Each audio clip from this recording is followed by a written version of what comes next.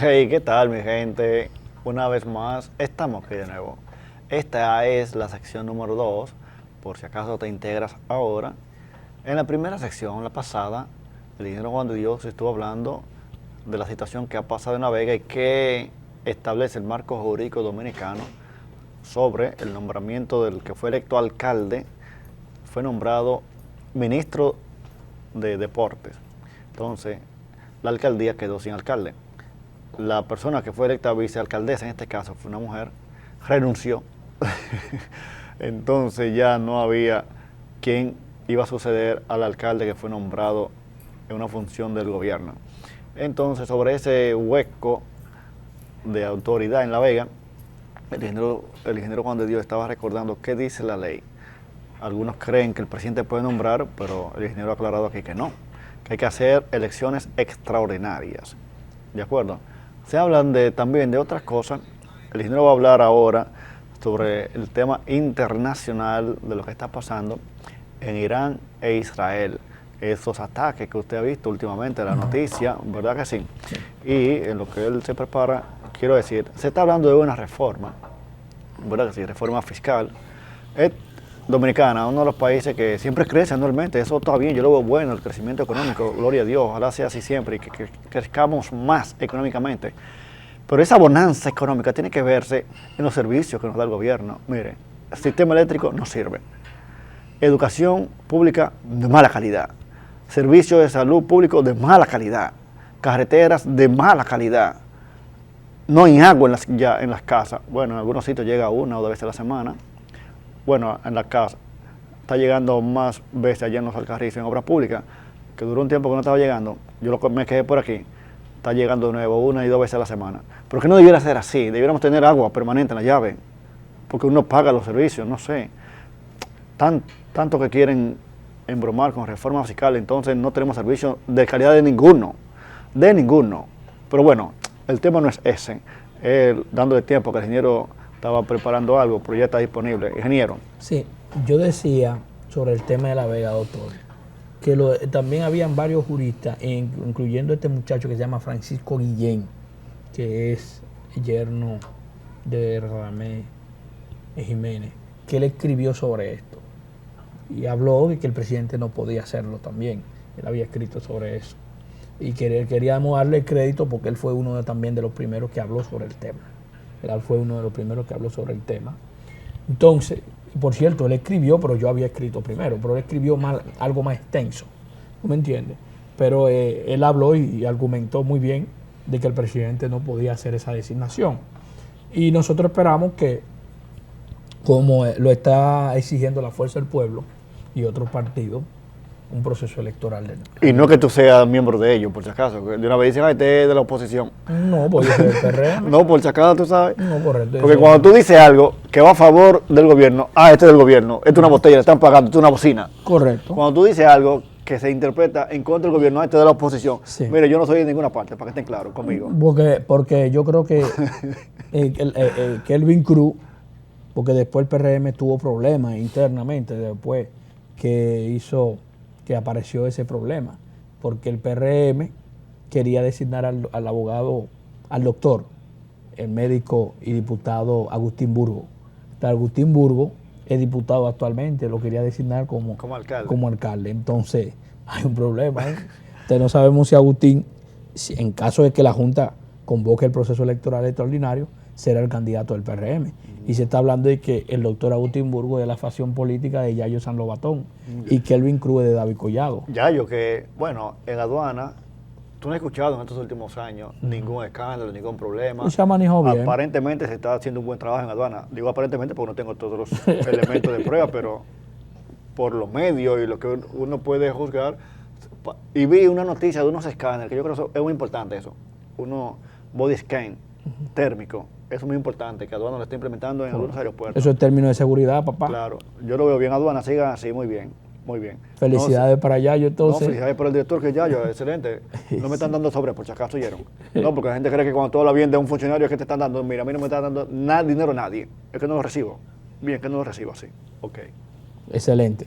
Mira, doctor, nosotros tenemos que analizar el escenario político internacional frente a los conflictos que hay actualmente en el mundo y especialmente en el Medio Oriente. Vimos que hace 2 semanas Israel ha empezado una operación, pero antes de esa operación Israel había estado bombardeando todo lo que tiene que ver el sur del Líbano.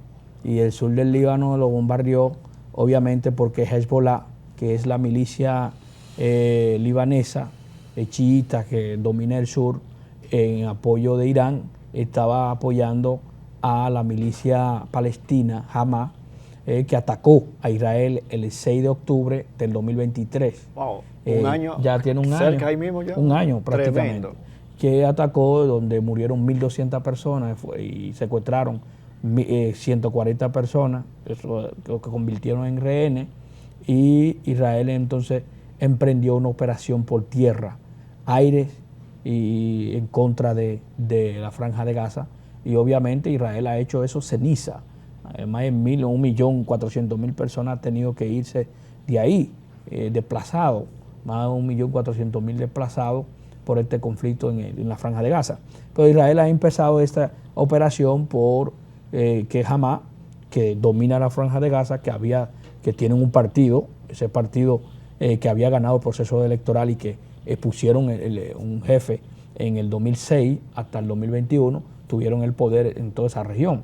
Entonces, como ellos secuestraron a varios israelitas, también estadounidenses, y se han convertido en rehenes en esta región, porque los líderes de Hamas los tienen a ellos en los túneles, porque ellos tienen túneles en diferentes lugares ahí en la Franja de Gaza. Y es difícil conseguir entonces esos miembros de Hamas, porque no es fácil entrar en esos túneles, porque ellos los tienen muy bien preparados y además tienen armas, porque ellos no van a dejar que los soldados israelitas que penetren en esos túneles, que pasen por así. Entonces, ¿qué ha pasado? De que desde el día del ataque que hizo Hamas en contra de Israel, también Hezbollah ha venido atacando a Israel, en el norte de Israel, con bombas y haciendo ataques, lanzacohetes en contra de Israel para desestabilizar el norte de Israel. Entonces Israel tuvo que movilizar, es decir, desplazar más de 60.000 personas. Entonces que sacó del norte y movilizarlo al centro del país como refugiados, porque no lo podía dejar ahí por esos ataques constantes que estaba haciendo Hezbollah en apoyo a Hamas. Entonces usted sabe, entonces el fin de semana, hacen 2 fines de semana que Israel entonces envió ataques a través de los Viper, de los buscapersonas, que explotaron allá en el sur del Líbano, que son aparaticos que utilizan los miembros de Hezbollah para comunicarse. Entonces, donde murieron varios líderes de Hezbollah, como 4 de ellos, especialmente el señor Mohamed Akil, el señor Akil, que era el que dirigía las fuerzas de Hezbollah ahí en Radwan, en el sur del Líbano, en una pequeña ciudad, y además era parte del máximo órgano de Hezbollah, que es el Consejo Superior de Hezbollah, el Consejo de Seguridad, que es el Shira, que dirigía el señor Hassan Nasrallah. Luego, una semana después, Israel entonces lanzó varios bombardeos, y especialmente en el lugar donde se encontraban los principales líderes que habían convocado al Consejo de Seguridad de Hezbollah, donde murieron los 20 principales líderes de Hezbollah. Estamos hablando de Hassan Nasrallah, que es el secretario general del grupo, murió en ese ataque. Pero también murió Hassini, que era el jefe de seguridad personal del señor Hassan Nasrallah. Pero también murió Ardini. Ardini era el asesor principal del señor Hassan Nasrallah. Pero ahí murió también el señor Karaki, que era uno de los hombres más buscados que dirigía la fuerza en el norte del Líbano. También murió el principal líder, el señor Quash, que era que dirigía las fuerzas de Hezbollah en el sur del Líbano. Y frente a esa situación, Israel entonces emprendió en una operación por tierra. Y esa operación por tierra que emprendió hace 4 días, que el ministro de Defensa el señor Joab Galán, dijo que el plan ellos lo habían preparado y que ellos duraron un tiempo preparando esos ataques y el plan para desmantelar a Hezbollah en el sur del Líbano. Y el teniente general y jefe de Estado Mayor, Herzi Halevi, dijo que el enemigo recibirá un duro castigo por atacar a Israel y que ellos van a destruir a Hezbollah. Y frente a esa situación, los principales aliados de Hezbollah, estamos hablando de los rebeldes hutíes en Yemen y hablando de Irán, que es el principal enemigo de Israel en el Medio Oriente. Este conflicto ha venido escalando. No solamente estamos hablando de tensiones, sino conflictos, ya hostilidades bélicas, cuerpo a cuerpo, porque lo que hubo entre Hezbollah y el ejército israelí eran ataques. Pero Israel ha estado prevenido frente a esos ataques, tanto de Hezbollah y también de los rebeldes hutíes. Pero Israel esperaba también un ataque de Irán. ¿Por qué? Porque Irán hace mucho ha venido acechando a Israel. ¿Por qué decimos esto? Porque Irán, en el mes de abril, cuando Israel atacó la embajada de Irán en Siria, allá en Damasco, murieron 2 de los principales líderes de la Guardia Revolucionaria de Irán, del Quad. Entonces, Irán dijo que iba a dar una respuesta frente a eso. ¿Qué hizo Irán? Irán bombardeó a Israel con 300 drones. Y esos 300 drones, ¿qué pasó?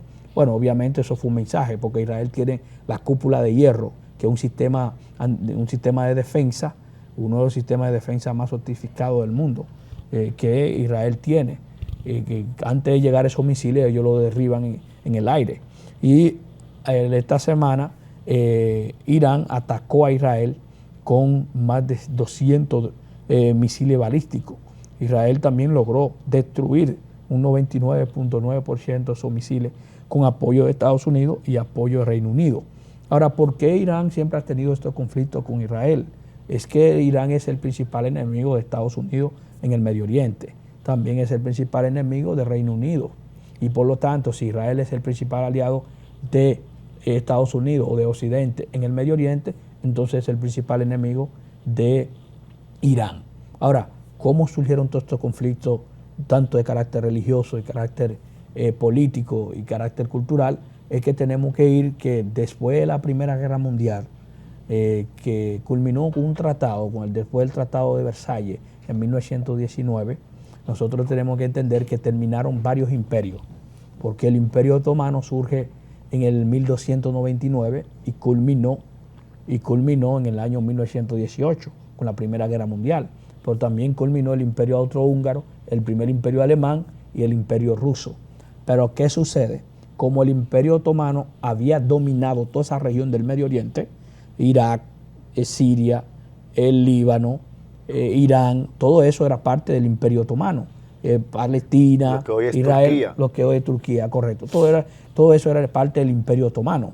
Pero anteriormente estaba el Imperio Bizantino, porque el Imperio Bizantino surge en el 330, después de la división que se da después de la muerte de Teodosio. Entonces, entre los hijos de Teodosio, se queda el Imperio Romano de Occidente y el Imperio Romano del Oriente. El Imperio Romano del Oriente era el Imperio Bizantino, en el 330, que culminó con la toma de los musulmanes allá en Estambul en el año 1453, que es cuando cae el Imperio Romano del Oriente, el Imperio Bizantino. Pero el Imperio Romano del Occidente había caído ya en el 476, es decir, estamos hablando de 140 años después.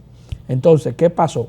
Pero el imperio bizantino duró 1000 años, es decir, del 330 a 1453, es decir, más de 1000 años. Entonces, cuando llegaron los otomanos, que destruyeron el imperio bizantino, que eran los cristianos ortodoxos, porque los cristianos que dirigían la Iglesia Católica habían caído su imperio. Entonces eso se llamó la Edad Media, porque la Edad Media empieza en el siglo V y culmina ya saliendo del siglo XII. Entonces, ¿qué pasó cuando llegan los otomanos? Los otomanos controlan toda esa región, y la capital era Estambul, pero hoy lo que hoy es Turquía, porque primero ellos tenían varios puertos estratégicos, tenían el estrecho de Bósforo, tenían el mar de Mármara, salían por el Mediterráneo o tenían también el mar Negro ahí. Entonces, era un punto estratégico para ellos. Entonces, como ellos perdieron la Primera Guerra Mundial, entonces los países que ganaron la Primera Guerra Mundial fueron los que repartieron el Medio Oriente. Escuchen eso, repartieron el Medio Oriente. Estamos hablando de Francia y de Reino Unido. El Tratado Sykes-Picot de 1917 y en 1920, con el Tratado de Sèvres, terminaron de repartir toda esa región. Por ejemplo, en el Líbano entraron los franceses, en Siria entraron los franceses, en Turquía entraron los franceses también, en Irak entraron los franceses en parte, pero entre el Reino Unido, en Palestina, el mandato de Palestina, entraron los ingleses. En Irán entraron los ingleses. En Yemen entraron los ingleses. Es decir, en Omán, toda esa región, entraron los ingleses. Entonces, como los ingleses y los franceses repartieron el Medio Oriente, en 1917 había un mandato para conformar los dos estados, tanto el Estado judío y el Estado palestino, que eran las declaraciones de Balfour. Por eso que Israel es un paralelepípedo, porque 100 kilómetros de largo y 100 kilómetros de ancho. Entonces son 11.000 kilómetros cuadrados. Entonces, ¿qué pasó? Como eso no se concretó, después de la Segunda Guerra Mundial, en 1947, surgió la resolución 181 y luego en 1948 David Ben-Gurión proclama la independencia de Israel. Pero automáticamente los países árabes le empiezan una guerra con Israel, la primera guerra árabe-israelí, 1948-1949, se lo declaran Egipto, Siria, Líbano. Esos países declaran la guerra a Israel y Jordania. Luego entonces terminó con un armisticio en 1949, pero en el 52 empieza la segunda guerra israelí-árabe, que ahí entonces entra Irak también en la guerra, y con Jordania y Siria. Entonces, vamos a ir a una pausa y volvemos en breve.